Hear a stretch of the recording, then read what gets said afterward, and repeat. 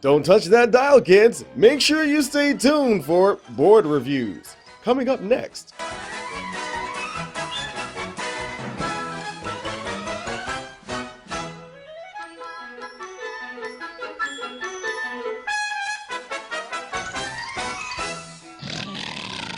Happy asylum time, motherfucker!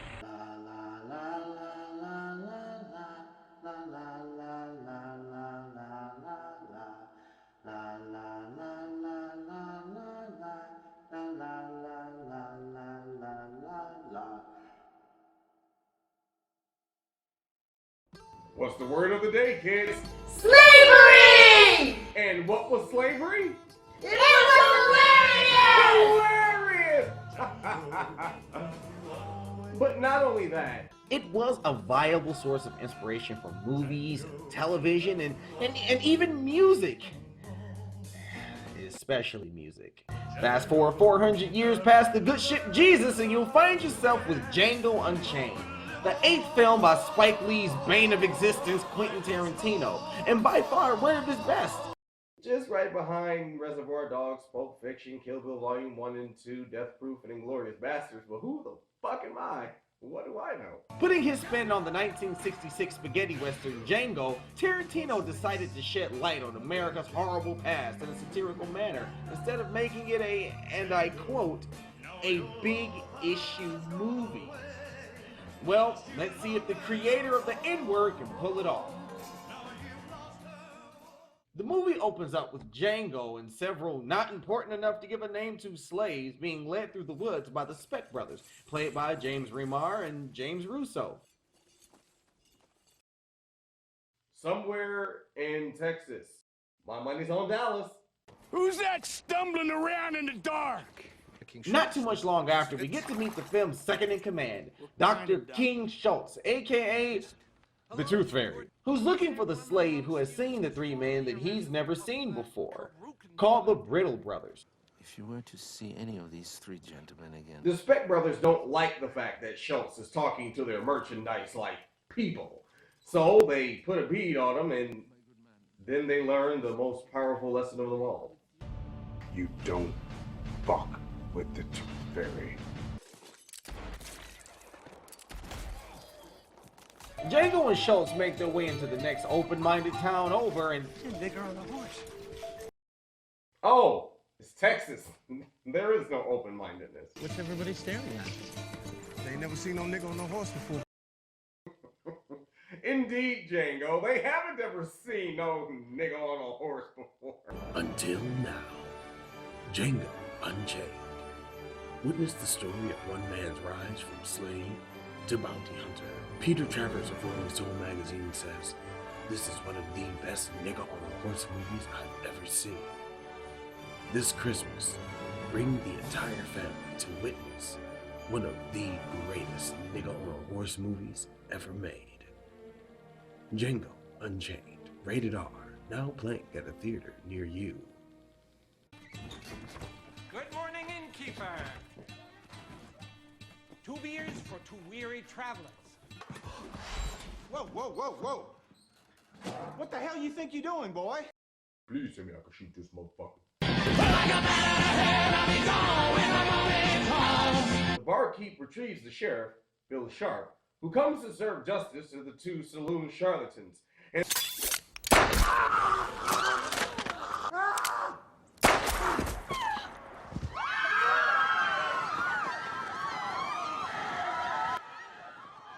well, that was pointless. Now you can get the marshal.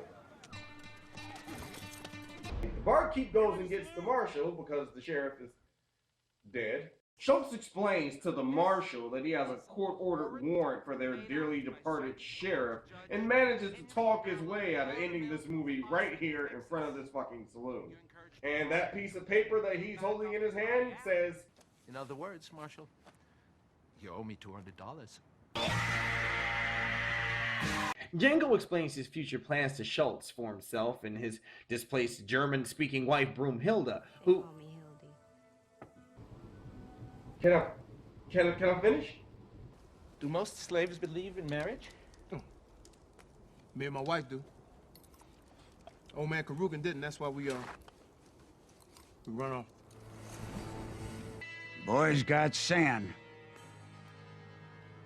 I got no use for a nigger with sand. You got no use for a nigger with sand?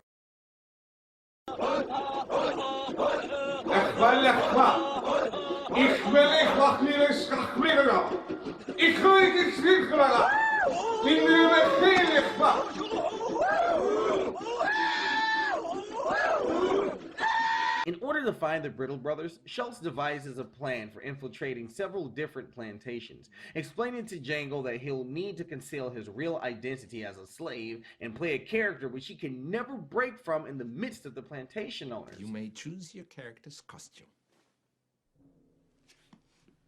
You was gonna let me pick out my own clothes? But of course.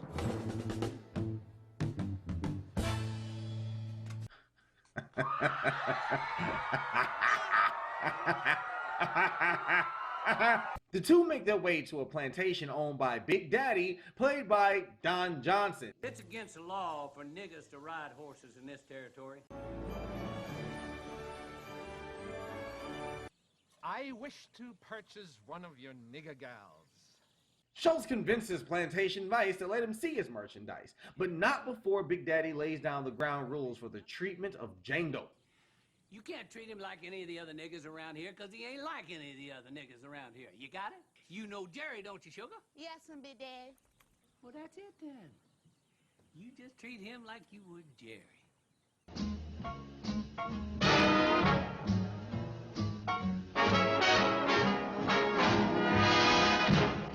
Oh, you want me to treat him like a retard? The slave girl confirms that the Brittle brothers are in fact overseers at Big Daddy's plantation. You see, as it turns out, the Brittle brothers are responsible for the beating of Broomhilda after her and Django tried to escape. Correct that whip!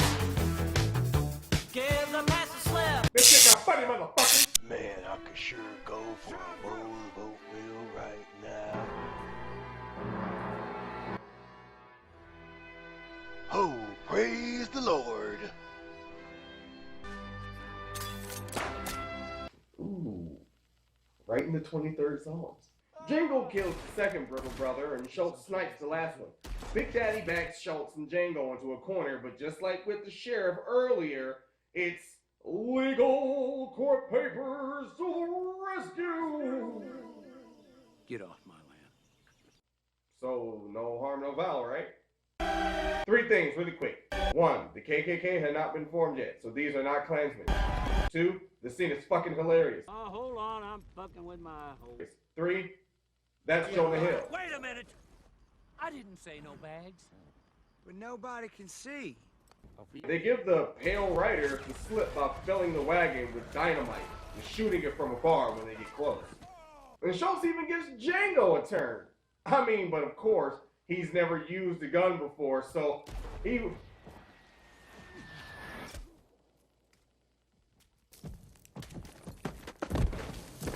The kid's a natural. Does it work? Is he black, motherfucker?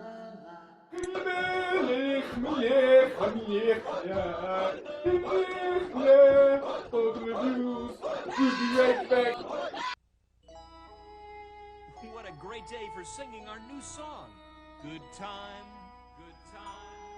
great taste, That's why this is our place. Our place.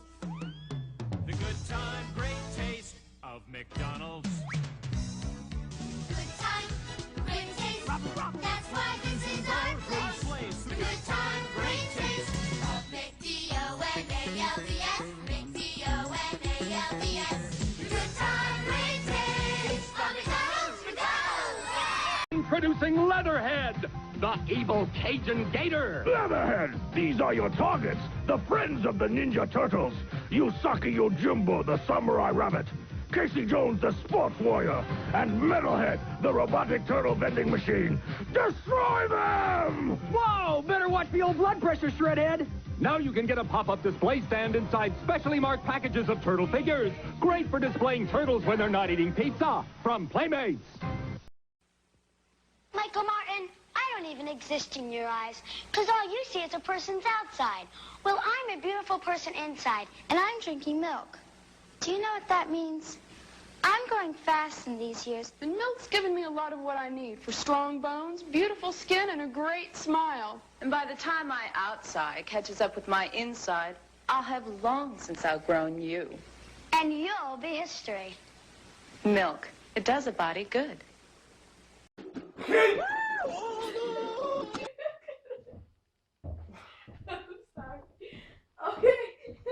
Schultz takes Django under his wing and trains him in the ways of the bounty hunter. You know what that means.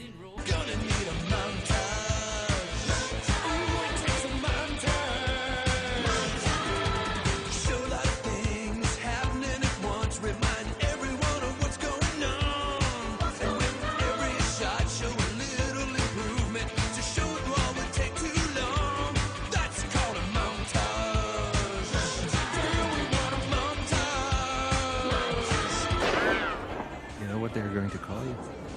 The fastest gun in the South. Schultz eventually runs across a ledger with which to locate Broomhilda. See, as it turns out, Django's wife is at an infamous plantation known as Candyland. Oh no, no, Jesus! Not Candyland! Where they pick cotton candy all day. Where the overseers mercilessly licorice whip the slaves whenever they see fit. Yes, the rivers run brown with the blood of the gingerbread children. And the house slaves may work in the candy castle, but they are still second-class citizens.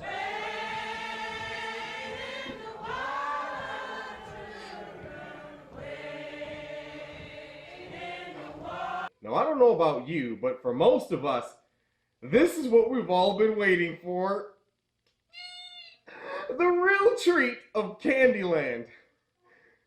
Calvin Candy. Or perhaps better known as... Show me that smile again. Show me that smile. Don't waste another minute on your crying. We're nowhere near the end. The best is ready to begin. Oh, as long as we got each other, we got... Just like our third world neighbors to the north, Calvin is described as a Francophile, a lover of all things French, except the language. And he prefers Monsieur Candy to Mr. Candy. Si c'est cela qu'il préfère. He doesn't speak French. Don't speak French to him. It'll embarrass him. But I'm sure, like any true French gentleman, he's gonna call for a timeout from the fight to conduct business. Dr. Schultz, what a rare Keep pleasure. fighting, niggas. And I might add, an honor. Or not. Pretty much immediately, Candy is intrigued by Django's unslave-like demeanor. And honestly, even I must say, Jamie Foxx is putting on one hell of a performance. I mean, it's like slavery? Try being 40 years old and picking out your own clothes for the first time, motherfucker. Schultz and Django have decided to masquerade as slavers who are in need of a Mandingo fighter. Well, what's a Mandingo fighter? That's a Mandingo fighter. They offer Calvin $12,000 for his best fighting nigga, which is apparently well above market price for one of these things. Gentlemen, you had my curiosity, but now you have my attention. Come sunup, Calvin, Django, and Schultz all make their way to Candyland, but they stop about 20 miles away when they run into D'Artagnan, one of Calvin's fighting niggas that just can't handle the Mandingo fight game anymore. I can't fight no more, Monsieur Candy. Yes, you can. These next few minutes are the most surreal that this movie has to offer. It's almost like Leonardo DiCaprio evoked his inner pimp.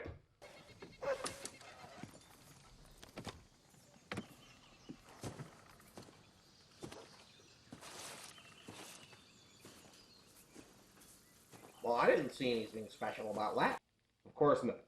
That's because I haven't added Curtis Mayfield's Superfly yet.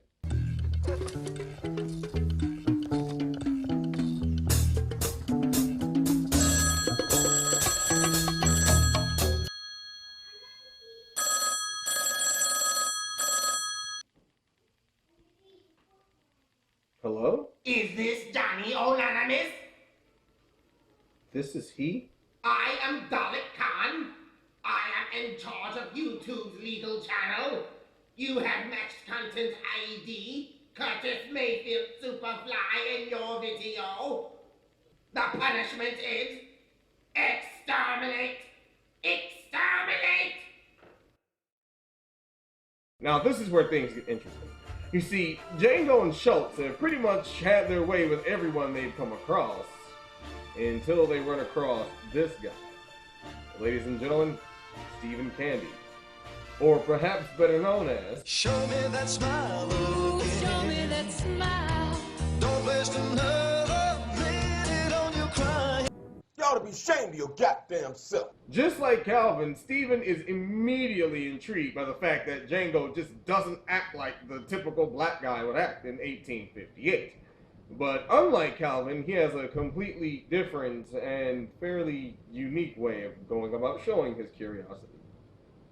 Who this nigga up on that nab? I ask you, who this nigga on that nab? It's house boy. I'll snatch your black ass off that nag down here in the mud so fast make your head. Steven!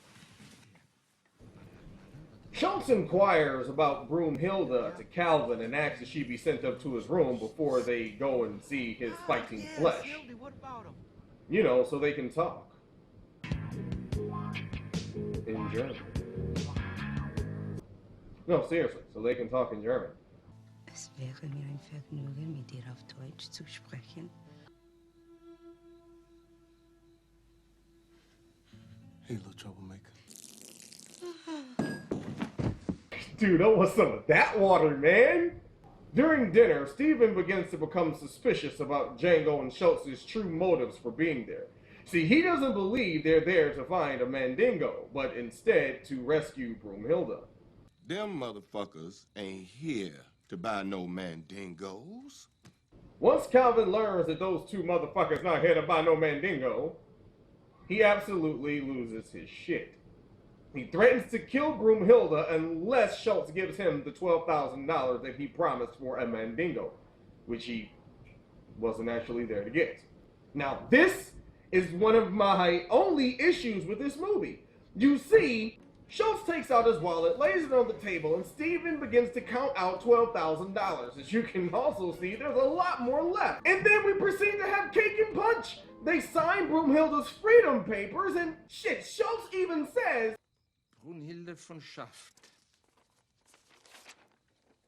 Consider yourself a free woman. Oh, God damn it, the movie should have went off right there. That was the entire point of the movie. Rescue Broomhilda, right? Right, that's the fucking point of the movie. But no, no, God damn it. A handshake.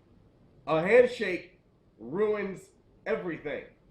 Apparently, in the great faggoty-ass state of Mississippi, a business transaction is not complete unless the two parties shake hands.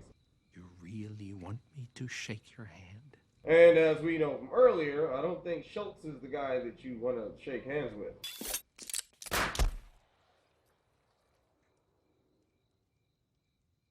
See? That's my other gripe with this movie. I really didn't want Christoph Waltz to die. I guess it could be worse. I mean, originally Quentin Tarantino was going to go with this guy. And it's not that they're black. It's none of that. It's that we use the word nigger. We don't mean you fucking scum nigger without a soul. As ridiculous as I think the whole slave trader, Mandingo fighter thing is, I must say that if it takes that to get to this badass shootout, then so be it. Oh, and what shootout in 1858 would be complete without Tupac?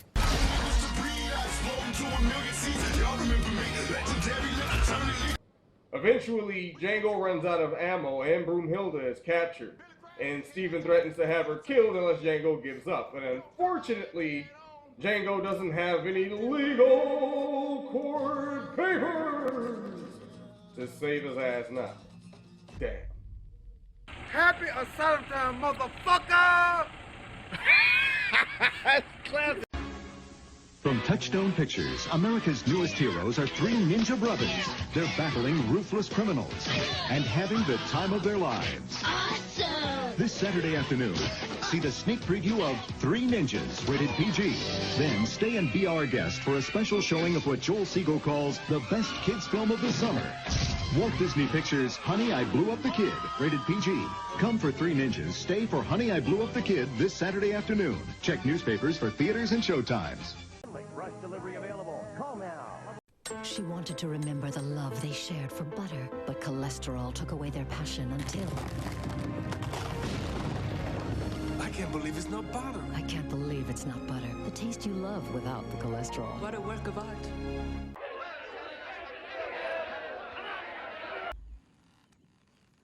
Cock-a-doodle-doo, nigga.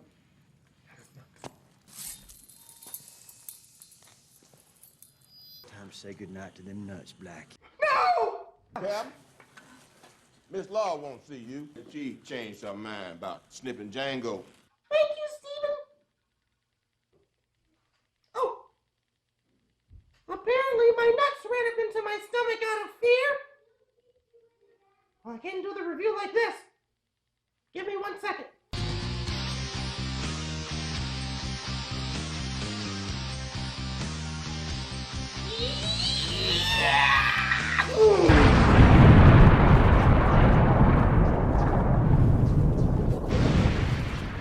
They're actually a little bit lower than they used to be. So instead of cutting off Django's balls, they decide to sell them to the LeQuentin Dickey Mining Company. And this is where we get our director cameo. Hello, Quentin! You in there?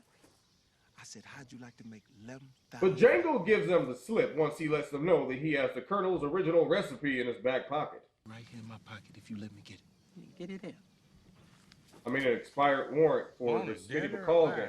He even convinces them to break his bonds and give him a gun. Had the shorts fixed, and they're perfect.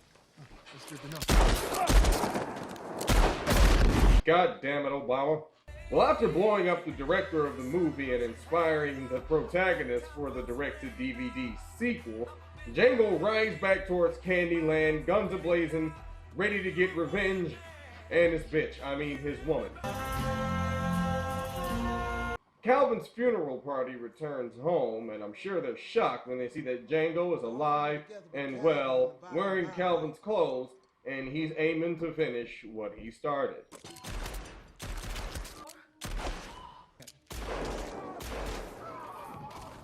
When you absolutely, positively got to kill every motherfucker in the room, except no substitute. They ain't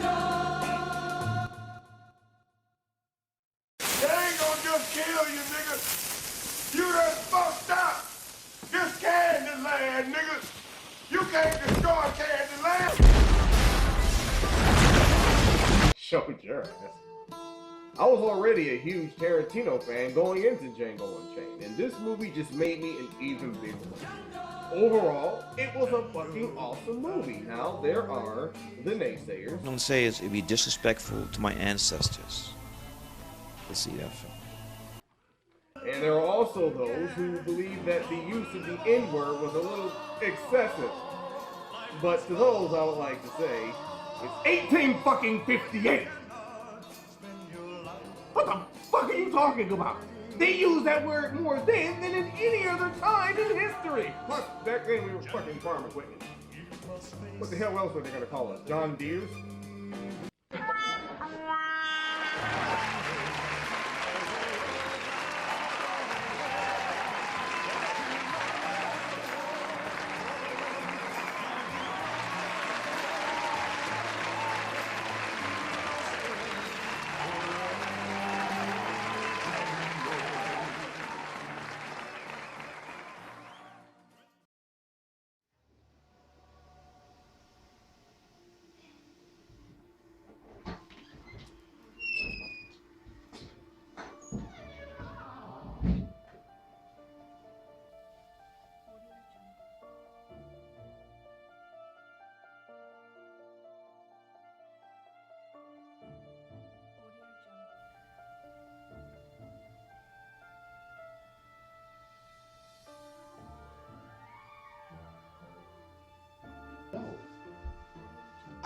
I shop there. I'm not fucking helping you blow Walmart. What the fuck is wrong with you?